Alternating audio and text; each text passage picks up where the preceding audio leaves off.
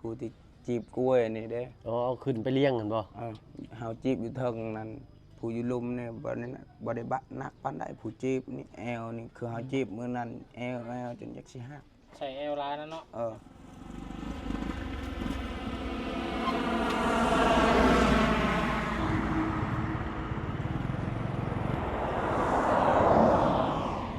พี่น้อยเนาะหลังจากนี้ต่อไปก็ตัดภาพมาแต่ละเทื่อละที่พี่น้องก็คือสิจำสถานที่นี่ได้แหละพี่น้อยเนาะนี่แหละนี่เส้นทางเส้นนี้เนาะก็คือบ้านสะแลวพี่น้อยเนาะเปิดภาพมามือใดคลิปใดของบ่เพิ่งก็สิเป็นแต่บ่อนนี่แหละพี่น้อยเนาะก็เป็นบ้านน้องสอนพี่น้อยเนาะแต่มื้อนี้น้องเพิ่นบ่สบายบ่ได้ไปเฮ็ดเวียกเนาะมื้ออื่นนี่แหละเพิ่นสิได้ไปเฮ็ดเวียกเนาะพี่น้องตามเบิ่งสถานการณ์เพิ่นได้ก่อนอื่น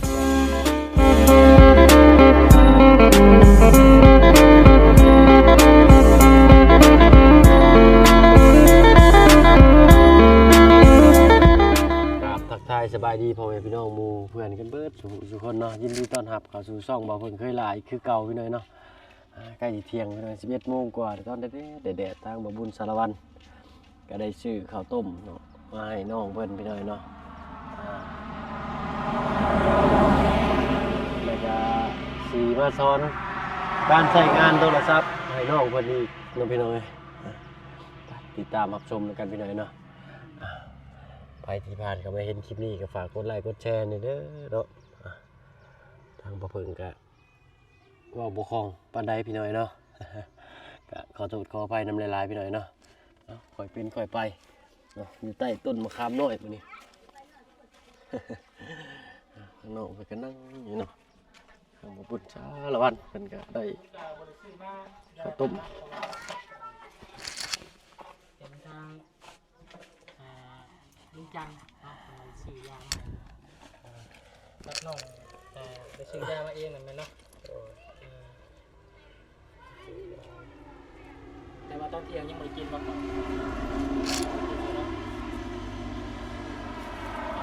สบายดีมาลุงเนี่ยเลยสบายดีจ้าเลยเนาะเราเคยละเลยมารอบเที่ยงเนาะเขาเที่ยงยังไม่ได้กินหมอคนวายแน่ๆไปซื้อยาพอจะบอกในน้ำมาอยู่หรอกกินยาตอนเช้าแล้วก็ตอนเที่ยงตอนแรกเนาะก่อนจะกินข้าวเนาะก่อนจะกินยาเอาวัตถุมาให้เคยกินบ่เนี่ยเป็นข้าวต้มเราใส่เนื้อวัวเนาะเราเปิดตอนทอดมาให้มันลวกข้อนี่เจ็บอยู่ป่ะเจ็บนะอย่างที่เป็นไข่วัดพี่น้องว่าไข่วัดใหญ่ซื้อยากินเห็นไข่มีเช้าเป็นว่าแค่จนว่าจะออกแล้วเนาะพอซื้อยาเย็นเลยยา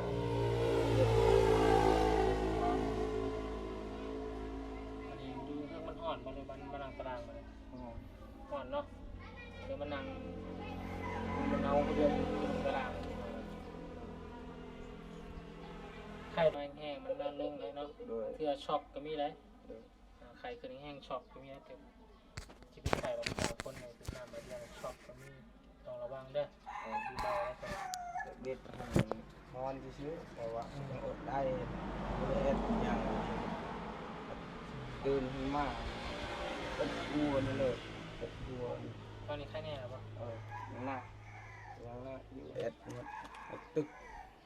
โอ้ยจนลุกบ่ได้จะกินยา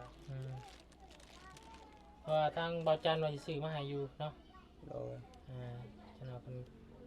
ไปซื้อยาก่อนพี่น้องเลยเนาะซื้อยาเป็นพวกยานวดนวดเส้นนวดเอ็นนี่แหละเนาะนวดตามแบบนั้นที่ไข่เป็นยังเอาตื่นก่อนกินยาวนซื้อมาให้เขาเปียกแล้วก็กระปุกขอบใจก็เป็นไงใช้โทรศัพท์มาพิสากหรือเปล่าสากนะเพื่อนสากเยอะเลยเนาะสากแต่รุ่นแต่เขามาให้แต่ว่าโดยเ จะน่ามาให้บุญเบิ่งเด้อบุญเติมเงินให้เด้อ เออ เติมเงินให้แล้วก็เล่นเป็นอยู่บ่ เป็นโอ้โหเราไม่ได้เรียนแต่เล็กน้อยเอ็ดเบียกตลอด กินเอาหายากเลยเนาะคนสำหรับอายุสามีอยู่โทรศัพท์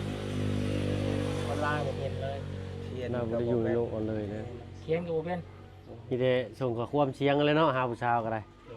ทีแรกเขาจะได้ยินนะ ยังบ่มีที่เรียนจังเลย เอ้าเราบอกว่าเราลิ้นจะตั้งโต๊ะได้นี่เราใช้ตั้งโต๊ะเนาะ มีโทรเอาแล้วบัดเนาะ ไปที่ชวนให้ครับผมมีสัญญาณชวนครับ ส่วนบ่มีสัญญาณแล้วเนาะเขียนอะ กับบุญให้กับผมมีสัญญาณ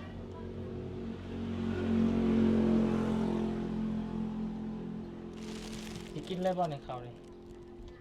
นะครับกินยังมันจะกิน ฮะ หมดกินก็ใช่ กินก็ต้องกินลองเบิ่งแหล้วเนาะบ่กินบ่ได้เนาะบ่กินแห้งกระเทก ต้องกินข้าวก่อนจะกินยา เขาเป็นไข้ตลอดก็อยากกินข้าวแต่มันดีกินแต่นมซื้อปองหนึ่งนมนะ อืม คู่มือเป็นไข้แล้วธรรมดามันอ่อนซื้อยังธรรมดาตรวจได้ยังชูไว้ยังเรียบนี่เด็ดตึบบาดเดียวเลยหัวเจ็บ แล้วบ่กินก็ต้องกินนะอ่าน้องเอ้ยเนาะผมซื้อมาให้กินจักคำ2คำก็ยังดี ต่อ เนาะ ต่อ มันจะหน่อยบอกจานเพิ่นมาซื้อยามาเพิ่นให้กินยาอีกนะฮะเดี๋ยวเจ้าถวดไหมถวดมาห่วงเด้อได้อยู่เลยเดี๋ยวมาลองสดห่อนๆพี่น้องเนาะมากินบ่ได้โหรสกล้วยก็มาเลย อาทิตย์ละ2เทื่อบ่ อ่า และทางว่าซอสมันก็ขึ้นรถเลย6ล้อพี่น้อยเนาะ รสรอบ โดย6ล้อมี6ล้อส่วนมากรถเก๋งกล้วยมันสิใช้แต่6ล้อคัน10ล้อก็เป็นมาตรเวียดเลยใส่คอนเทนเนอร์มาเลยได้เปิดข้างแล้วก็คนขึ้นรถ บังคับน้องมันกินก็ไปนะตอนบ่บังคับน้องมันสิกิน น้องมันว่าปากจืดนะธรรมดาเนาะเป็นไข่แต่ว่าเป็นไข่ที่นั่งข่อยก็พยายามฟื้นกินเลยเพื่อสิได้กินยาแต่มันแพ้กระเพาะเขาได้กินยาเลย เอากินยาแบบบ่กินข้าวก่อน เดี๋ยวทีแรกคันคนเฮิงๆเป็นทีหนึ่งนี่เป็นนักทั้งบ่พึ่งคือกันได้บ่บุญทั้งข่อยก็ได้เฮิงๆก็เป็นทีหนึ่งได้คันว่าเป็นก็คือนักเลยได้แบบว่าย่างบ่ได้เลยแหละแบบจนได้คานไปพุ่นแหละ พี่น้องเอ้ยเนาะไปเข้าห้องน้ำนี่ต้องได้คานไปแหละ พากันลังไปแล้วรถ ไปรุ่นเพิ่นขนกล้วยขึ้นรถพี่น้อยเนาะ ซ้อมมาไปแล้วมาเนี่ยบอกสบาย โอ้ขึ้นไปมื้อเช้านี่ข้อยก็จนตกใจมื้อเช้านี่ก็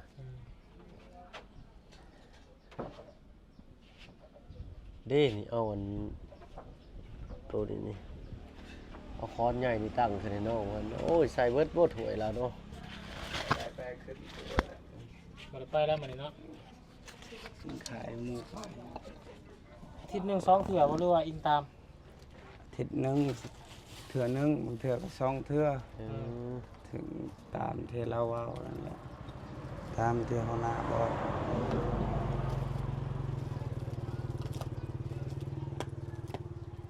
จริงเบิ่งดูว่าสิเที่ยววัดเอาข้าวไว้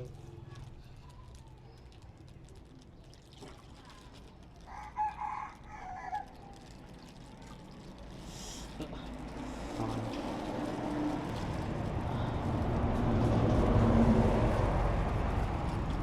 รวมมาตามตอนเนาะ ต้องเทน้ำมันเข้าคืนนี่บ่เอิบ เนาะกินเบดหนีมีแห้งรอด บ่ว่าดอก ต้องชิมมึงอยู่อะบักนงบักนาวเด้จังแบบว่าหนอกบักนาวมันจังมีรสชาติในปาก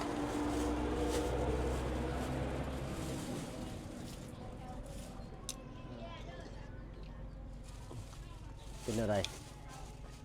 แซ่บอยู่บ่ ครับ มีรสชาติในปากอยู่บ่ แม่น แรกก็ใกล้สิเช้าหายเลยเนาะ แต่เก้านี่บ่ได้เห็นน้องเพิ่นอยู่เฮือนเลยพี่น้องเอ้ย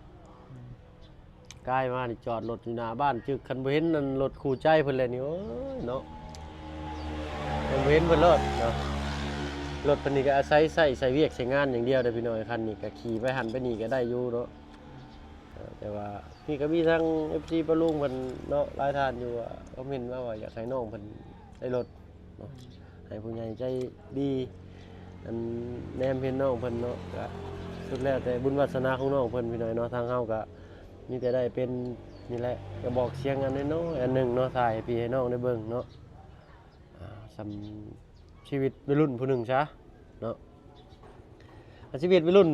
ตามทางบ้านชุมเฮานี่ซ้ำนี้นี่เพิ่นใช้ชีวิตแบบบ่ได้คือน้องเพิ่นเด้ส่วนหัวส่วนมันนี่ก็ยังบ่ฮู้จังบ่จักเนาะตอนนั้นเพิ่นจะว่าใช้ชีวิตวัยรุ่นอันนี้คือน้องเพิ่นอยู่เห็นแต่สวนมันกับไห้กับรถแก่กล้วยบ่น้องสอน โดย เคยไปลิ้นไก่สุดนี่ฮอดไสน้องสอน อยู่บ้านสลางกับอยู่บ้านปลาย เนาะไปลิ้นเช้าอันบ่เช้าก็เขาแนมบ่เห็นความดีเฮาก็สร้างเขาเนาะเขาบ่เห็นความขยันเฮาดอกเฮาไปลิ้นเช้าเฮาใช้แต่ความม่วนชื่นไปลิ้นเฮาบ่ได้ไปเฮ็ดเวียกเฮ็ดงานให้เขาเบิ่งบ่เป็นหยังเนาะ คนบ้า อายุบ่ายบาทปีคนเนาะ คนอยู่บ้านสมูล คนอยู่บ้านสมูล มันเป็นบ้าน หาหลักเลยเนาะ เออย่าง ซื้อนะบ่ เออ โอ้เราย่างลัดมานี่เลยได้มื้อกี้นี่เขาก็เดียวคนเฮือนนี่ได้นี่อันน้องซ้อนอันเฮือนไผสักข้างเฮือนเจ้านี่เนาะรู้จักเพิ่นอยู่บ่ เฮือนอายะตะเมา เฮือนระยะ อืม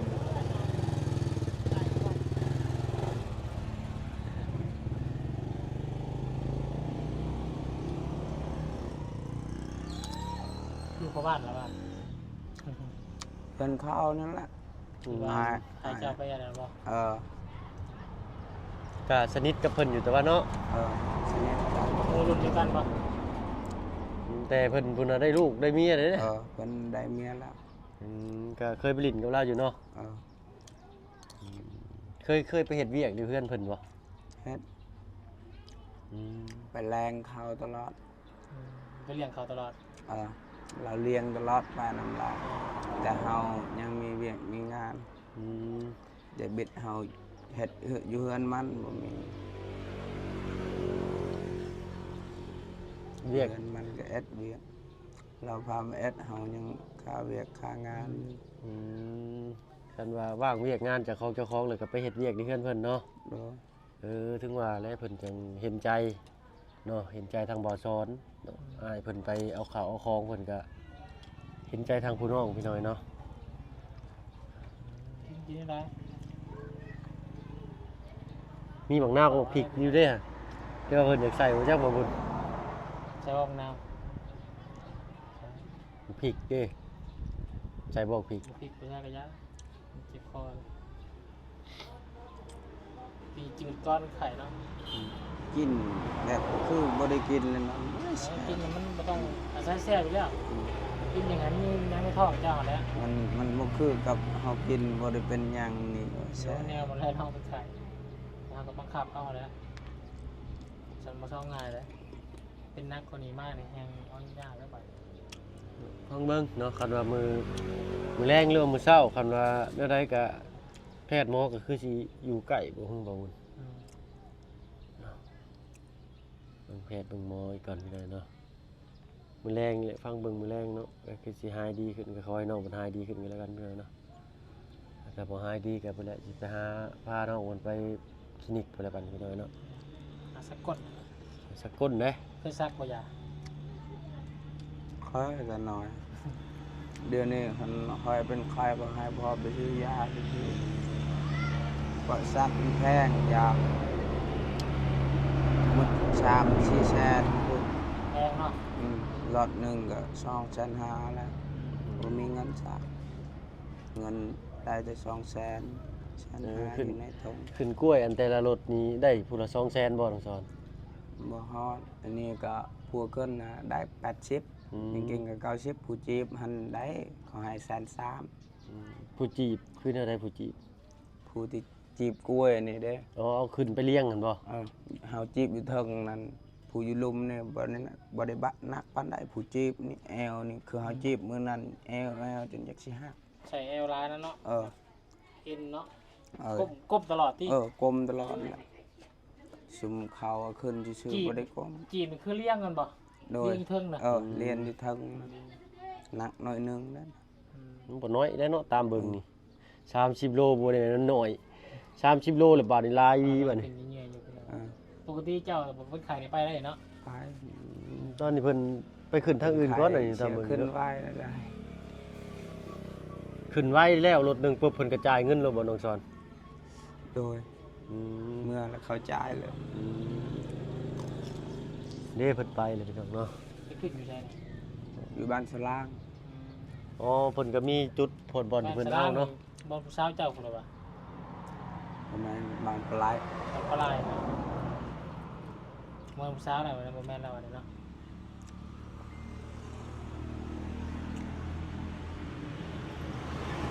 เบิดน้อยเดียวสิเบิดเลยเบิดบ่ พยายามกิน กินยาเจ้าได้เนี่ย สดน้ำเข้าเฮ็ดเพื่อว่า มุงล่ะ ให้แนวใดก็ได้ที่ลิ้นเฮารู้สึกกินแล้วว่ามีรสชาติพี่น้องเนาะ ดูแลบ้านเนี่ยบ้านเนี่ย เนาะเนี่ยอยู่เฮือนบ่ได้พากันเบิ่งได้ดิเนาะ เนี่ยคอยดูแลบ้านนี่ได้ลงสวนเลยคอยดูแลเจ้าพิเศษเลย ขอบใจหาย เอาน้ำจังหน่อยกินแล้วขึ้นไปเอายามากินเด้อ โดย เนาะเอ้ายันน้องเพิ่นเกินเพิ่นอายสิทางว่าเพิ่นก็สิขอโตน้ำลายอีกแล้วคลิปนี้กันเนาะพี่น้องเอ้ยเนาะเอาให้ทางน้องเพิ่นกินข้าวแล้วก็กินยาซะเนาะพี่น้องเนาะน้องซ้อนขออนุญาตเอาไม้ขึ้นแดจักบาทเนาะสบายดีป่าลุงเนาะสบายดีเด้อเนาะโดยเนาะเอาให้ทางน้องเพิ่นกินเบิดนี่ใหญ่ไว้เด้ ใหญ่แล้วเลย ใหญ่กว่าบ่าวเพิ่งอีกพี่น้อยเนาะโตแล้วเนาะคือว่าอะไรเพิ่นคนเฮ็ดเวียกเฮ็ดงานพี่น้อยเนาะ